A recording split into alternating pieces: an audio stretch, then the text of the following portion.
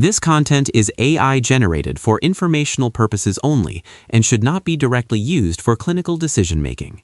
Hello and welcome back to the Neurosurgery Hub podcast. I'm Dr. Eris, a senior attending here, and I'm joined as always by our research fellow. And I'm Dr. Alara. Today we're looking at a fascinating new study, or rather a comprehensive historical analysis and review of considerations for treatment published in European Journal of Medical Research by Hostetler, Raskin, and Blazer-Yost. It's titled Hydrocephalus, Historical Analysis and Considerations for Treatment. This is a timely piece, Alara.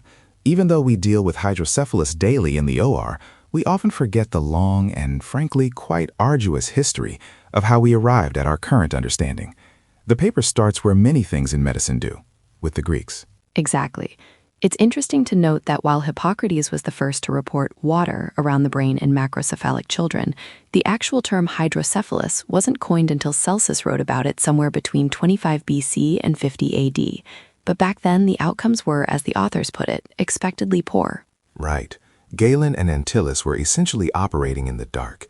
It wasn't until the 17th century anatomists, the names we all know like Willis, Monroe, McGinty, and Luschka, that we began to unravel the architecture of the ventricular spaces and passageways. But for our residents listening, the real shift toward our modern physiological understanding came much later, didn't it? It did. The paper highlights the 1800s and early 1900s when material science met experimentation, specifically the Walter Dandy dog model. Dandy used injections of phenylsulfonphthalate to create obstructive hydrocephalus, which gave us that fundamental distinction we still use today, communicating versus non-communicating hydrocephalus. And that brings us to the modern definition.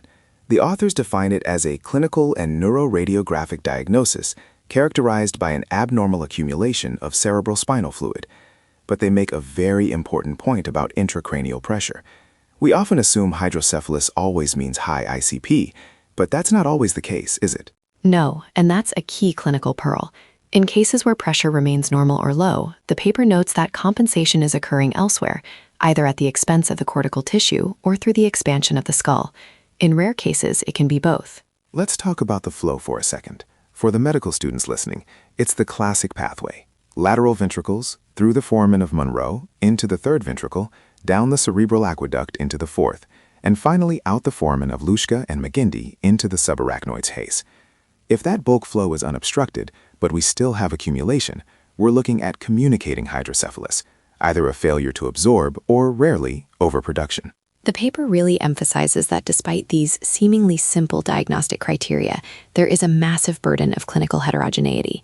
They suggest moving away from just congenital versus acquired, and instead looking at it as primary, which is syndromic or idiopathic, versus secondary. I found the section on primary hydrocephalus particularly striking. We used to label so much as idiopathic, but genomic discovery-based assays are changing that. Alara, what did the study say about the genetic component? It's significant. They note that up to 50% of primary hydrocephalus cases may be genetic. These mutations are often associated with impaired cellular signaling, development, and proliferation within the central nervous system. It's not just a plumbing issue, it's a molecular one. Of course, you still have the structural developmental disorders, neural tube defects, Dandy-Walker syndrome, Chiari malformations, and arachnoid cysts. And then there's the adult population. We're seeing more and more idiopathic normal pressure hydrocephalus, or INPH. The paper mentions it occurs in about 6% of patients over the age of 80. That's a huge number for a condition that is often underdiagnosed. It's the reversible dementia. The authors point out the complicated clinical triad of cognitive, gait, and urinary abnormalities. Because many neurologists don't consider the co-pathology of INPH with other neurodegenerative diseases, these patients are often missed. But if you catch it early, CSF diversion is successful in reversing symptoms in about 3/4 of those patients. It's one of the few wins we have in the aging population. Now, let's pivot to secondary hydrocephalus. For those of us in pediatric neurosurgery, this is a daily reality. Right. In developed countries, post-hemorrhagic hydrocephalus, or PHH, is the most common cause of secondary hydrocephalus in pediatric patients, usually stemming from intraventricular hemorrhage. Other causes include infection and traumatic insult. What's interesting is that the paper argues that even though the etiologies, infection, hemorrhage, genetics, are different, the symptoms are shared. Headaches, disorientation, cognitive changes, vision and sleep disturbances, and gait abnormalities. This suggests that the various etiologies may share common cellular and molecular dysfunctions. Which leads to the most sobering part of the paper, the current state of treatment.